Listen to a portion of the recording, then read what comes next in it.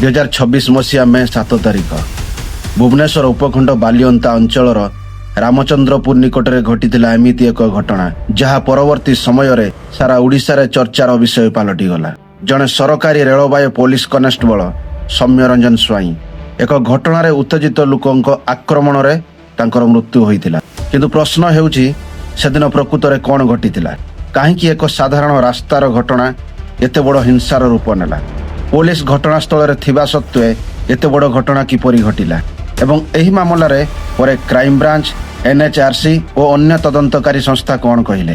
ଆଜିର ଭିଡ଼ିଓରେ ଜାଣିବା ସୌମ୍ୟ ରଞ୍ଜନ ସ୍ୱାଇଁ ମୃତ୍ୟୁ ମାମଲାର ପ୍ରଥମ ଦିନରୁ ଆଜି ପର୍ଯ୍ୟନ୍ତ ସମ୍ପୂର୍ଣ୍ଣ ଘଟଣାକ୍ରମ।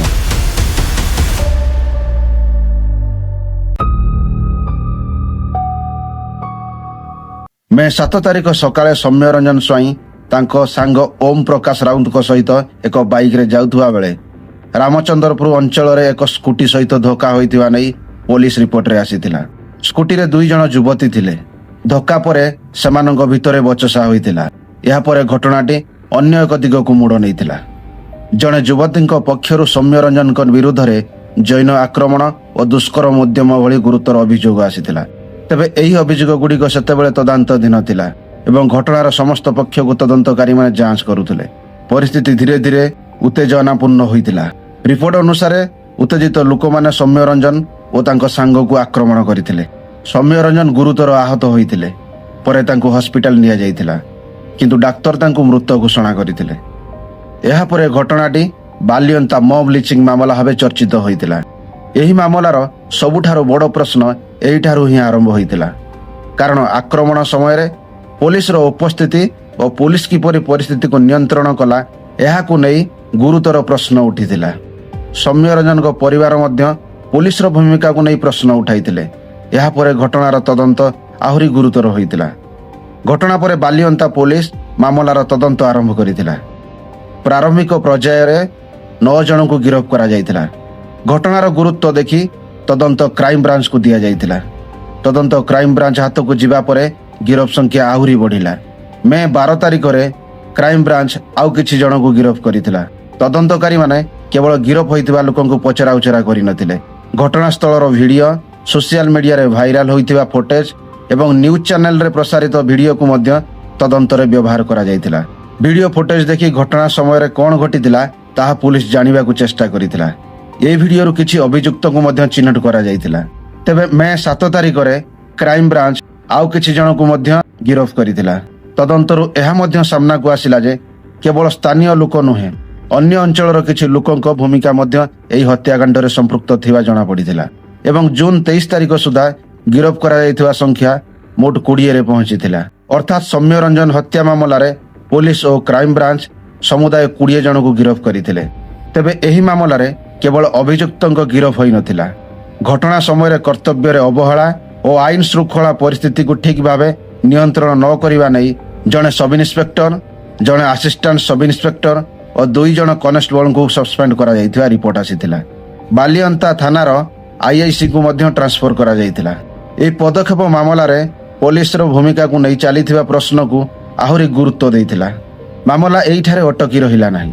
ସୌମ୍ୟଙ୍କ ପରିବାର ପକ୍ଷରୁ ବାରମ୍ବାର ଅଭିଯୋଗ ଆସୁଥିଲା ଯେ ସୌମ୍ୟ ରଞ୍ଜନଙ୍କୁ ଯୋଜନା ମୁତାବକ ଭାବେ ହତ୍ୟା କରାଯାଇଛି। ଏହାପରେ ନ୍ୟାସନାଲ ହ୍ୟୁମାନ୍ ରାଇଟ୍ସ କମିଶନ ବା NHRC ମଧ୍ୟ ଏହି ଘଟଣାକୁ ଗୁରୁତ୍ୱର ସହ ନେଇଥିଲେ। ମେ 23 ତାରିଖରେ NHRC ଘଟଣାର ଏକ ନିଷ୍ପକ୍ଷ ତଦନ୍ତ ପାଇଁ ନିର୍ଦ୍ଦେଶ ଦେଇଥିଲା। ତଦନ୍ତରେ କେବଳ ସୌମ୍ୟ ରଞ୍ଜନଙ୍କ ମୃତ୍ୟୁ ନୁହେଁ, ଘଟଣାସ୍ଥଳରେ ପୋଲିସର ଭୂମିକା, ଭିଡ଼କୁ ନିୟନ୍ତ୍ରଣ କରିବାରେ ପୋଲିସର ପଦକ୍ଷେପ ଏବଂ ସୌମ୍ୟ ରଞ୍ଜନଙ୍କୁ ନେଇ ଆସିଥିବା ଅନ୍ୟ ଅଭିଯୋଗ ଗୁଡ଼ିକ ମଧ୍ୟ ସବୁ ଦିଗକୁ ଯାଞ୍ଚ କରାଯାଇଥିଲା। ତଦନ୍ତ ଆଗକୁ ବଢ଼ିବା ସହିତ ଆଉ ଏକ ଅଭିଯୋଗ ସାମ୍ନାକୁ ଆସିଥିଲା। ସୌମ୍ୟ ରଞ୍ଜନଙ୍କ ପରିବାର ପକ୍ଷରୁ ଅଭିଯୋଗ ହୋଇଥିଲା ଯେ ଜଣେ ବରିଷ୍ଠ IPS ଅଧିକାରୀଙ୍କ ଅଧୀନରେ ସୌମ୍ୟ ରଞ୍ଜନଙ୍କୁ ତାଙ୍କ ସରକାରୀ କାମ ବାହାରେ ବ୍ୟକ୍ତିଗତ କାମ କରିବାକୁ ପଡ଼ୁଥିଲା।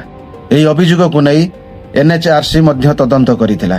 ଏହାପରେ ସମ୍ପୃକ୍ତ IPS ଅଧିକାରୀଙ୍କୁ ରାଜ୍ୟ ସରକାର ଟ୍ରାନ୍ସଫର କରି ହୋମ୍ ଡିପାର୍ଟମେଣ୍ଟରେ OSD ଭାବେ ନିଯୁକ୍ତ କରିଥିବା ରିପୋର୍ଟ ଆସିଥିଲା। ତେବେ ଏହି ଅଭିଯୋଗ ଗୁଡ଼ିକର ସତ୍ୟତା ତଦନ୍ତରେ ରହିଛି। କିଛି ଦିନ ପରେ ଏହି ହତ୍ୟାର ଓମ୍ ପ୍ରକାଶର ହାତ ଥାଇପାରେ ବୋଲି ମଧ୍ୟ ସନ୍ଦେହ କରାଯାଇଥିଲା। ତେଣୁ ତଦନ୍ତରେ ଓମ୍ ପ୍ରକାଶକୁ ମଧ୍ୟ ସାମିଲ କରାଯାଇଥିଲା। ଓମ୍ ପ୍ରକାଶ ରାଉତଙ୍କର ଜୁଲାଇ 3 ତାରିଖରେ ପଲିଗ୍ରାଫ ଟେଷ୍ଟ ବା ଲାଇ ଡିଟେକ୍ସନ ଟେଷ୍ଟ କରାଯାଇଥିଲା। ରିପୋର୍ଟ ଅନୁସାରେ ପ୍ରଶ୍ନାବଳୀରେ 50ରୁ ଅଧିକ ପ୍ରଶ୍ନ ରହିଥିଲା। ଏହାପରେ ଜୁଲାଇ 20 ତାରିଖରେ ଏହି ମାମଲାରେ କ୍ରାଇମବ୍ରାଞ୍ଚ ଓମ୍ ପ୍ରକାଶ ରାଉତଙ୍କ ପଲିଗ୍ରାଫ ଟେଷ୍ଟ ରିପୋର୍ଟ ପାଇଥିବା ରିପୋର୍ଟ ପ୍ରକାଶ ପାଇଥିଲା। ରିପୋର୍ଟ ଅନୁସାରେ ସେ ସମସ୍ତ ପ୍ରଶ୍ନର ସଠିକ ଭାବେ ଉତ୍ତର ଦେଇଥିବା ଜଣାପଡ଼ିଥିଲା। ଏହି ରିପୋର୍ଟକୁ ଚାର୍ଜସିଟ୍ ପୂର୍ବରୁ ତଦନ୍ତରେ ମିଳିଥିବା ଅନ୍ୟ ଏଭିଡେନ୍ସ ସହିତ ଯାଞ୍ଚ କରାଯିବ ବୋଲି କ୍ରାଇମବ୍ରାଞ୍ଚ ପକ୍ଷରୁ କୁହାଯାଇଥିଲା। କିନ୍ତୁ କିଛି ଅଭିଯୁକ୍ତ ଏପର୍ଯ୍ୟନ୍ତ ଫେରାର ଥିବା ରିପୋର୍ଟ ମଧ୍ୟ ଆସିଥିଲା। ମେ 7ରୁ ଆରମ୍ଭ ହୋଇଥିବା ଏହି ମାମଲା ଏବେ କେବଳ ଜଣେ ବ୍ୟକ୍ତିଙ୍କ ମୃତ୍ୟୁର ତଦନ୍ତ ହୋଇ ରହିଲା ନାହିଁ। ଏହା ସହିତ ଜଡ଼ିତ ହୋଇଛି ମବ୍ ଭାଇଲେନ୍ସ, ପୋଲିସର ଭୂମିକା, ଦୁଇ ପକ୍ଷର ଅଭିଯୋଗ, କ୍ରାଇମବ୍ରାଞ୍ଚର ତଦନ୍ତ, ଜଣେ ବରିଷ୍ଠ ପୋଲିସକୁ ନେଇ ଉଠିଥିବା ପ୍ରଶ୍ନ। ଜୁଲାଇ 20 ତାରିଖ ପର୍ଯ୍ୟନ୍ତ ମିଳିଥିବା ରିପୋର୍ଟ ଅନୁସାରେ କ୍ରାଇମବ୍ରାଞ୍ଚ ତାର ତଦନ୍ତ ଜାରି ରଖିଥିଲା। ଏହାପରେ ଅଗଷ୍ଟ 5 ତାରିଖ ଆସିଯାଏ। ଅଗଷ୍ଟ 5, 2026ରେ ଗଣମାଧ୍ୟମରେ ଆସିଥିବା ରିପୋର୍ଟ ଅନୁସାରେ ସୌମ୍ୟରଞ୍ଜନ ସ୍ୱାଇଁ ମୃତ୍ୟୁ ମାମଲାରେ କ୍ରାଇମବ୍ରାଞ୍ଚ ତଦନ୍ତ ଶେଷ କରି 767 ପୃଷ୍ଠାର ଚାର୍ଜସିଟ୍ କୋର୍ଟରେ ଦାଖଲ କରିଥିବା ଜଣାପଡ଼ିଥିଲା। ତେବେ ଏହି ଚାର୍ଜସିଟ୍ର ରିପୋର୍ଟ ଅନୁସାରେ 11 ଜଣ ଏହି ହତ୍ୟାରେ ସମ୍ପୃକ୍ତ ଥିବା ଉଲ୍ଲେଖ କରାଯାଇଛି। ତେବେ ଏହି ତଦନ୍ତ ରିପୋର୍ଟକୁ ନେଇ ଏବେ କିଛି ଗୁରୁତର ପ୍ରଶ୍ନ ଉଠୁଛି। କ୍ରାଇମବ୍ରାଞ୍ଚର ଏହି ଚାର୍ଜସିଟ୍ରେ ଘଟଣାସ୍ଥଳରେ ଘଟିଥିବା ସମସ୍ତ ଘଟଣାକ୍ରମ ଏବଂ ଘଟଣା ସମୟରେ କିଏ ସେଠାରେ ଥିଲେ, କିଏ କ'ଣ କରିଥିଲେ ଏବଂ ଘଟଣା କିପରି ଆଗକୁ ବଢ଼ିଥିଲା, ଏସବୁ ତଥ୍ୟକୁ ନେଇ ତଦନ୍ତ କରାଯାଇଥିଲା। କିନ୍ତୁ ଏଠାରେ ହିଁ ପ୍ରଶ୍ନ ଉଠୁଛି, ଘଟଣା ଦିନ ପୋଲିସର ଭୂମିକା କ'ଣ ଥିଲା? ପୋଲିସ ଘଟଣାସ୍ଥଳରେ ଥିବା ସତ୍ତ୍ୱେ ହିଂସାକୁ ରୋକିବାରେ କାହିଁକି ସଫଳ ହୋଇପାରିଲା ନାହିଁ? ସୌମ୍ୟରଞ୍ଜନଙ୍କୁ ଠିକ୍ ସମୟରେ ଚିକିତ୍ସା ମିଳିଥିଲେ ପରିସ୍ଥିତି ଅଲଗା ହୋଇପାରିଥାନ୍ତା କି? କେବଳ 11 ଜଣ ହତ୍ୟାରେ ସମ୍ପୃକ୍ତ ଥିବା ଚାର୍ଜସିଟ୍ରେ କାହିଁକି ଉଲ୍ଲେଖ କରାଯାଇଥିବା ପ୍ରଶ୍ନ ଉଠୁଛି। ରିପୋର୍ଟ ଅନୁସାରେ 9 ଜଣଙ୍କୁ ଜାମିନ ମିଳିଯାଇଥିବା ବେଳେ ଏବେ ମଧ୍ୟ ଆଉ 5 ଜଣ ଫେରାର ଅଛନ୍ତି, ଯାହାଙ୍କୁ ପୁଲିସ ଗିରଫ କରିନାହିଁ। ପୋଲିସ ଏବଂ କ୍ରାଇମବ୍ରାଞ୍ଚର ଏହି ତଦନ୍ତକୁ ନେଇ ସୌମ୍ୟରଞ୍ଜନଙ୍କ ପରିବାର ଆଗରୁ ଅସନ୍ତୋଷ ପ୍ରକାଶ କରି ଆସୁଛନ୍ତି। ପରିବାରର ଅଭିଯୋଗ ହେଉଛି, ତଦନ୍ତ କେବଳ ଭିଡ଼ ମଧ୍ୟରେ ଥିବା ଅଭିଯୁକ୍ତଙ୍କ ପର୍ଯ୍ୟନ୍ତ ସୀମିତ ନ ରହି ଘଟଣା ସହ ଜଡ଼ିତ ପ୍ରତ୍ୟେକ ଦିଗକୁ ତଦନ୍ତ କରାଯିବା ଦରକାର। ସେମାନଙ୍କ କହିବା ଅନୁସାରେ କ୍ରାଇମବ୍ରାଞ୍ଚର ତଦନ୍ତରେ ସେମାନେ ସନ୍ତୁଷ୍ଟ ନୁହନ୍ତି। ପୋଲିସ ଓ କ୍ରାଇମବ୍ରାଞ୍ଚର ଏହି ତଦନ୍ତ ଏବଂ ଚାର୍ଜସିଟ୍କୁ ନେଇ ନ୍ୟାସନାଲ ହ୍ୟୁମାନ ରାଇଟ୍ସ କମିଶନ ମଧ୍ୟ ଅନେକ ତ୍ରୁଟି ଥିବା ପ୍ରକାଶ କରିଛନ୍ତି। ଏହା ସହିତ ସୌମ୍ୟରଞ୍ଜନଙ୍କ ପରିବାର ପୂର୍ବରୁ ଜଣେ ବରିଷ୍ଠ IPS ଅଧିକାରୀଙ୍କ ବିରୁଦ୍ଧରେ ମଧ୍ୟ ଅଭିଯୋଗ ଆଣିଥିଲେ। ପରିବାର ଅଭିଯୋଗ ଥିଲା ଯେ ସୌମ୍ୟରଞ୍ଜନଙ୍କୁ ସରକାରୀ କାମ ବାହାରେ ବ୍ୟକ୍ତିଗତ କାମ କରିବାକୁ ବାଧ୍ୟ କରାଯାଉଥିଲା। ତେବେ ଏବେ ସବୁଠାରୁ ବଡ଼ ପ୍ରଶ୍ନ, ପରିବାର ଯେଉଁ ସମସ୍ତ ଅଭିଯୋଗ ଉଠାଉଛି ସେଗୁଡ଼ିକର ସମ୍ପୂର୍ଣ୍ଣ ତଦନ୍ତ ହୋଇଛି କି ନାହିଁ ଏବଂ ଏହି ମାମଲାରେ ଯେଉଁମାନଙ୍କ ନାମ ଆସୁଛି ସେମାନଙ୍କର ଭୂମିକାକୁ ପ୍ରମାଣ ଆଧାରରେ କେତେ ଦୂର ଯାଞ୍ଚ କରାଯାଇଛି। ଏହି ପ୍ରଶ୍ନର ଉତ୍ତର ତଦନ୍ତର ସମ୍ପୂର୍ଣ୍ଣ ରେକର୍ଡ ଏବଂ କୋର୍ଟରେ ଦାଖଲ ହୋଇଥିବା ପ୍ରମାଣରୁ ହିଁ ସ୍ପଷ୍ଟ ହେବ। ତେଣୁ ଏହି ମାମଲାରେ ପରିବାରର CBI ତଦନ୍ତ ଦାବି ଏବଂ କ୍ରାଇମବ୍ରାଞ୍ଚର ତଦନ୍ତ ଆଗକୁ କେଉଁ ଦିଗକୁ ଯାଉଛି ତାହା ଉପରେ ଏବେ ସମସ୍ତଙ୍କ ନଜର। ଏବେ 767 ପୃଷ୍ଠାର ଚାର୍ଜସିଟ୍ କୋର୍ଟରେ ଦାଖଲ ହୋଇସାରିଛି। ତେଣୁ ଆଗାମୀ ପ୍ରଶ୍ନ ହେଉଛି, କ୍ରାଇମବ୍ରାଞ୍ଚ ଯେଉଁ ପ୍ରମାଣ ଆଧାରରେ ଚାର୍ଜସିଟ୍ ଦାଖଲ କରିଛି ସେହି ପ୍ରମାଣ କୋର୍ଟରେ କେତେ ମଜବୁତ ଭାବରେ ଟେକିପାରିବ।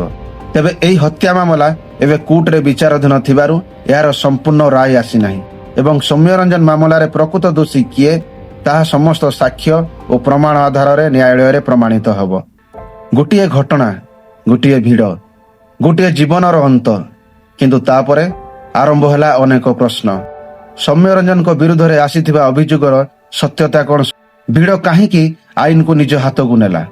ଘଟଣାସ୍ଥଳରେ ଉପସ୍ଥିତ ଥିବା ପୁଲିସ ସବୁ ଦେଖି ସୌମ୍ୟକୁ କାହିଁକି ବଞ୍ଚାଇ ପାରିନଥିଲା? କ'ଣ ଏହା ପୋଲିସର ଅବହେଳା ଥିଲା? ଏବଂ ଏହି ମାମଲାରେ ଆଗକୁ ଆହୁରି କେତେ ତଥ୍ୟ ସାମ୍ନାକୁ ଆସିବ?